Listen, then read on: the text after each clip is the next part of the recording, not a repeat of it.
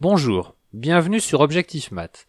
Dans cette vidéo, nous corrigeons l'exercice 21 sur les variables aléatoires définies sur les espaces probabilisés finis. En voici l'énoncé. Les coefficients d'une matrice aléatoire grand M suivent tous la même loi de Bernoulli de paramètre P. On demande 1. De donner la loi de la trace de M. 2. De calculer l'espérance de la trace de M au carré. Et en supposant les coefficients de M mutuellement indépendants, de dire si ceux de M au carré sont ou non indépendants. Question 1. Déterminons la loi de la trace de M. La trace de M est la somme des coefficients diagonaux de M. Ici, la trace de M est donc la somme de n variables aléatoires suivant la loi de Bernoulli de paramètre P. Donc la trace de M suit la loi binomiale de paramètres n et P. Son espérance est égale à n fois P et sa variance est égale à n fois P fois Q où Q est égal à 1 moins P. Question 2. Déterminons l'espérance du carré de la trace de M. D'après la formule de Koenig-Huygens, la variance de la trace de M est égale à l'espérance du carré de la trace de M moins le carré de l'espérance de la trace de M. Et en remplaçant l'espérance et la variance de la trace de M données dans la question précédente, on obtient directement que l'espérance du carré de la trace de M est égale à n fois P au carré plus n fois P fois Q.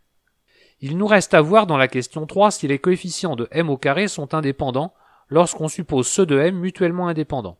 Considérons I et J des entiers fixés compris entre 1 et n.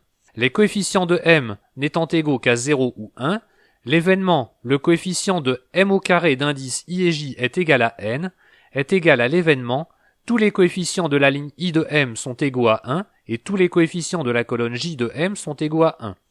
Notons que la condition sur le coefficient M indice IJ étant déjà pris en compte sur la ligne, je ne l'ai pas remis sur la colonne.